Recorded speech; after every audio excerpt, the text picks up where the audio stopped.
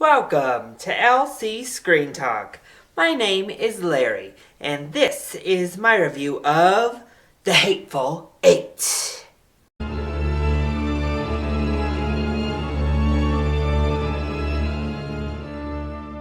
So I saw The Hateful Eight opening night, 70mm, and they were handing out these nifty, pretty awesome books, and I just thought this was such a cool touch. You got it with your purchase, and I love it. I love that you're rewarded for going to see a movie opening weekend, and I love that Quentin Tarantino was also trying to preserve the art of film any way he can, and this is a nice incentive. So I went to an AMC theater.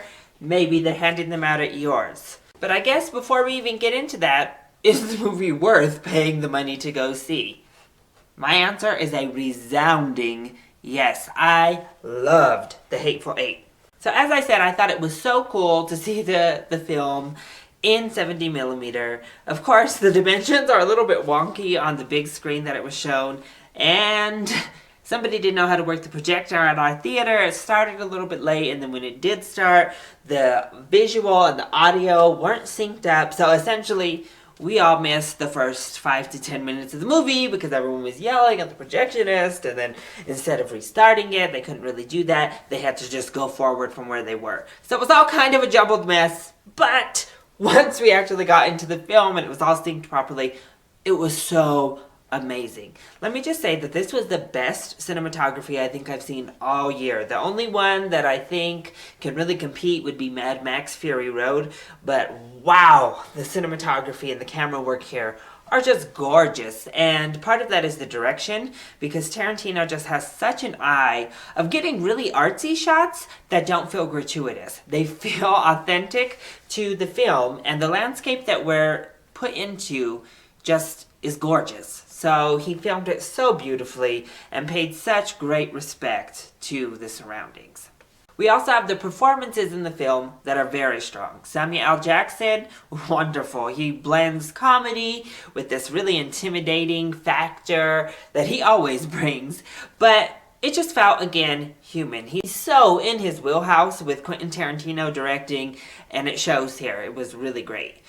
But I think Kurt Russell stole the show. He was fantastic. Again, hilarious, crude and rude, but he was just so good. And then Jennifer Jason Leigh, so amazing. I really think she needs to be in the discussion for Best Supporting Actress. She was that good. And really, the majority of the cast was really good. I thought Michael Madsen was great with his rough kind of voice, but it wasn't Jeff Bridges in, intolerable mess kind of The only one that I didn't love was Walton Goggins. I think his character was supposed to be over the top, but wow, he was just hamming it to the max. And I think it definitely should have been toned down, and I think it should have been less cartoonish. But everyone outside of him, well done. And of course, it's Tarantino. The script is on point. You can always count on Quentin to deliver a great script. And that's good news when the script is paired with such great acting, such beautiful directing, and amazing cinematography. Obviously, you're given a great film when all of those things combined. And it's just witty, it's fast-paced, and even when the movie itself is dealing with slow subjects, the screenplay is on it. Never misses a beat. So I just said everything comes together for a great film, but I did have a couple of small problems.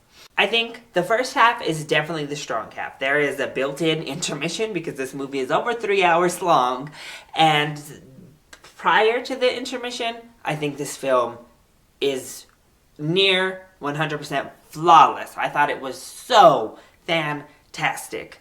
The second half after the intermission, not nearly as good, and it kind of sucks to have that exact divide in the middle, because you come back to a narration that is just meh, and there's no narration in the beginning from what I heard.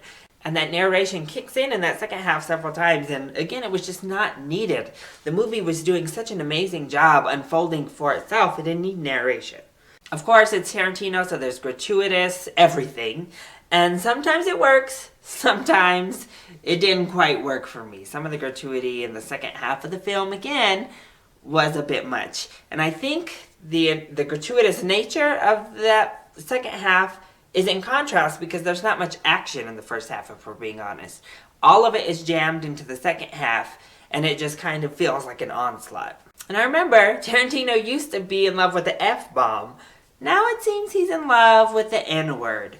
And this is really leaking over from Django Unchained. Here it felt much more unnecessary, and it seemed a lot about racial slurs, slurs against women, and I wasn't entirely comfortable. Sometimes I thought it stepped over the line. Overall, obviously this is a time period Western, so you're going to be referring to certain groups in a certain way, and it's not the PC world that we all live in today, but I think it really pushed the edge of the envelope and sometimes just jumped the shark with how far Tarantino wanted to push things. But overall, it's creative, it is extremely entertaining from start to finish, and every element of filmmaking is checked off with excellent marks. So I 100% recommend going out and seeing The Hateful Eight and see it in 70mm film because that's a dying art form. So if a director wants to provide this type of art for you, go see it in the way the director intends for you to see it. So go out, hurry. It's only going to be released in the 70mm for certain theaters for 1 week, and then it comes out nationwide on the regular, Blu-ray style of filmmaking. So, that has been my review of The Hateful Eight. I hope you enjoyed it. If you did, go ahead, click like down below and subscribe to the channel so you are always up to date on our latest videos. Also, join in on the discussion. Are you excited to see The Hateful Eight? And what is your favorite Quentin Tarantino movie? Let me know either in the comment section down below or hit me up on Twitter. I love you all so much for your support. Mwah! Thank you for watching, and I'll see you next time. Bye!